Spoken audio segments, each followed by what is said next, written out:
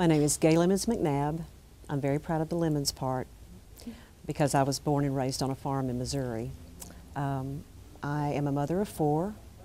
I am a wife. I'm a sister. I'm a Gigi. My grandchildren call me Gigi. I'm a salesperson. I hope I'm a good friend.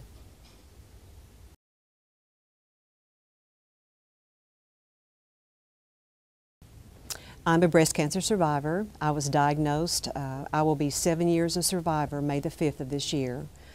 It was through a routine mammogram. My mother was a breast cancer survivor, and so every year I have a mammogram, and always have since I was 40. There was a little spot at the very edge of one of the shots, and through the watchful eye of Dr. Daniel Kuntz at Premier Diagnostic, he noticed that that had not been there the year before.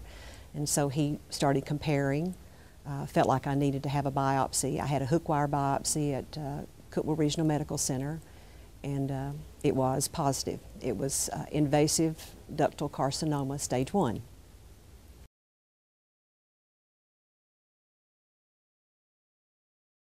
I had the hook wire biopsy here, and then eventually had a lumpectomy at Vanderbilt. Then I had my chemo was at Tennessee Oncology. I had 6 rounds of chemo that were Taxotere and carboplatin, and then I also had 12 rounds of a drug called Herceptin that had just been, they had just started using that in early diagnoses, when just right about the time that I was diagnosed. And then I had 35 rounds of radiation here in Cookeville. Every 3 weeks I had a chemo treatment.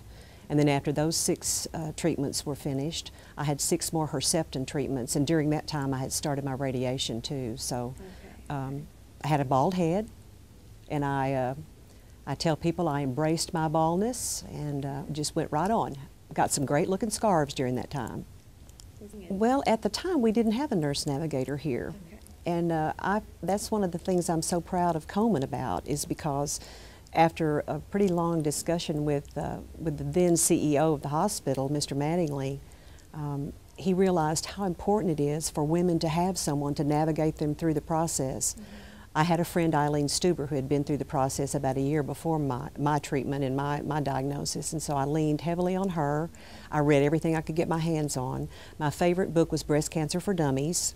It is just exactly like Computers for Dummies. It's that yellow book with black on it, and it had so much information in it for just a layperson like me to be able to get a hold of. I had to put it down often because you just can get an overload, but I wanted to be informed, and that's what I went to, was just trying to find everything I could to know what was going on.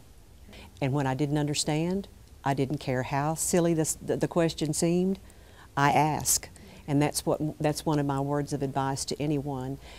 Doctors have incredible training, they're highly intelligent, I understand that, but I'm the patient, I'm the consumer. And when you don't understand something that has to do with your life and your well-being, you need to ask.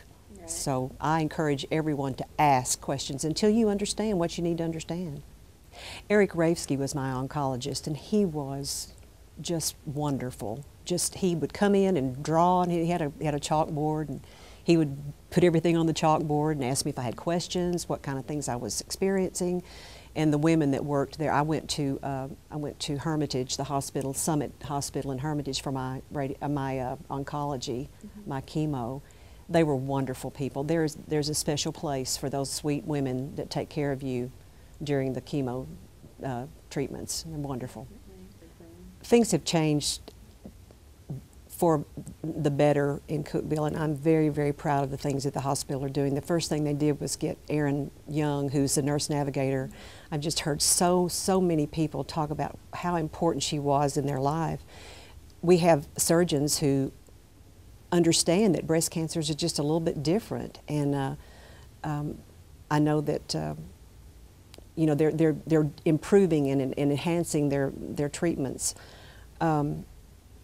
Things have changed. It's amazing to me how many things have changed for women, and how much has happened in terms of new drugs and better ways to do things. And one of the main reasons I went to Vanderbilt was because my husband had a very close friend whose wife had been diagnosed with breast cancer about 3 years before I was.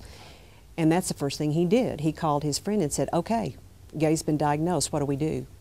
And he said, "Dr. Mark Kelly, Vanderbilt for surgery, Dr. Eric Rafsky, Tennessee Oncology for your oncology."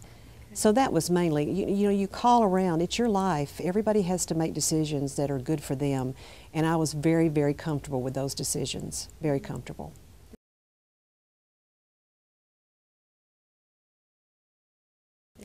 It's very important to stay as active as you can. I walked some. I wasn't probably as active as I needed to be. And that's what's so wonderful about the ABC program that Komen has helped to provide for the Y here in town. It's called ABC for After Breast Cancer. And they go through a training program, a pink ribbon training program, and just there are so many things that are available to women, and they will put together a program for you, an exercise program, and that's just something I encourage women who are going through chemo right now. There's some downtime. There's 2 or 3 days that you can't hardly get up off the couch, or I couldn't, and everyone's different. But yeah, as much activity as you can possibly take, I think is what you need to do.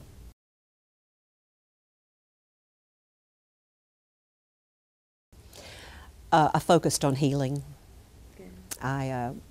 I have always felt like I had a fairly positive mental attitude. I I'd just gotten married in '04. I focused on healing and staying positive, and thankful every day for every day. It was quite an experience, quite a good experience for me. There are positive things about it, and I think I'd rather look at the glass half full than half empty. So that's always been my attitude, and certainly has been since breast cancer. I chose a perfect team for treatment. First, I had a wonderful diagnosis, a very early diagnosis by Dr. Daniel Kuntz, which a lot of people probably couldn't have seen. It was so small, so obscure, and it was very deep in my breast tissue. Great team of treatment, wonderful friends who helped me through it all, a wonderful husband, and my faith. It's imperative that people understand how important it is to rely on a higher being, to rely on a greater strength than you can come up with yourself. And I'm just a very, very strong believer in that. I think that's how I got through it. And I think, too, one of the reasons is because I think I'm being used to help so many other people. That's just a wonderful part of my life, is to know that my experience is helping other women, and that's wonderful. That's something I'm very thankful for.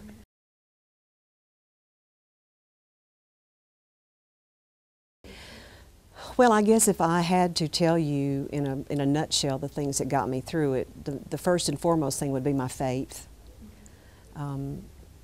I had a different attitude about that. I had a closer walk after my diagnosis. My family would be the second thing. I have a very supportive husband and 4 children that just mean the world to me. And they have been so wonderful during the time. In fact, they all went to treatment with me, and of course Todd did too, my husband. But various ones could stay in the room where the chemo was happening, and I won't mention names, but some of them couldn't handle that. But it was wonderful, and they've been so supportive. And then my friends, I have an incredible battery of friends that have just been so supportive throughout the whole journey with me, and that's pretty much what got me through it.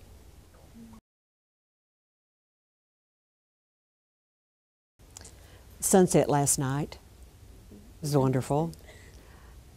Last summer, 3 baby bluebirds came out of a box in our garden, and I sat and watched them fly for the first time.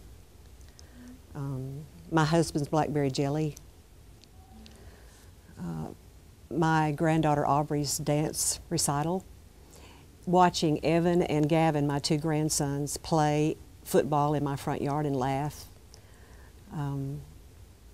Watching my children and really enjoying my children as adults.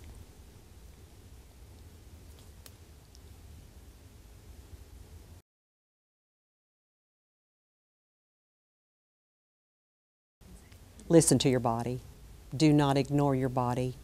If you know your body better than anyone, a doctor can take care of it better than you can when you tell him what's wrong, or him or her what's wrong.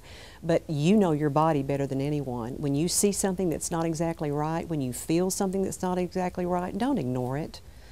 You know, and don't feel like you're a hypochondriac because you need to be concerned. You're your best friend or your worst enemy. So don't ignore your body. Listen to it and take it to a doctor. You have got to know your options, and you've got to do the best thing for yourself, and that's the key. Early detection is the way to survival. You know, people didn't used to talk about it. When the Komen Foundation began, and it was started because of the death of Susan, Nancy's younger sister, they didn't even say breast cancer. They called it the big C. They kept it quiet.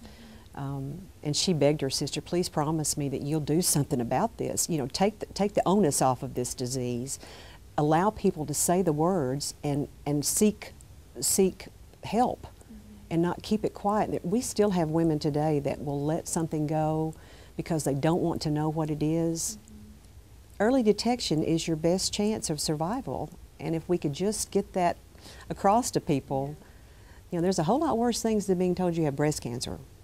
It's treatable with early detection.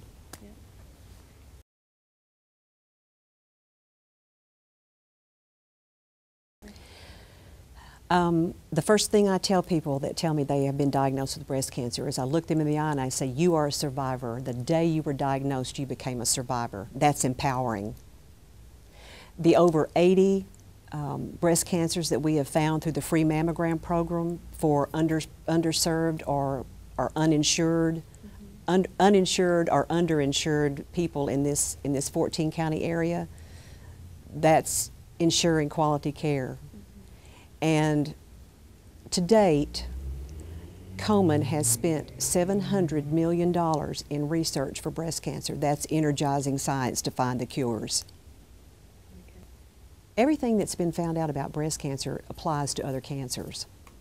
You know, whatever research is being done for colon cancer, you know, they all got to cooperate. And I think that's one of the things that I'm seeing more and more is that people that are looking for cures are cooperating more than they have maybe in the past, not holding things close to their chest. They're sharing, and that's got to be done if we're going to find a cure.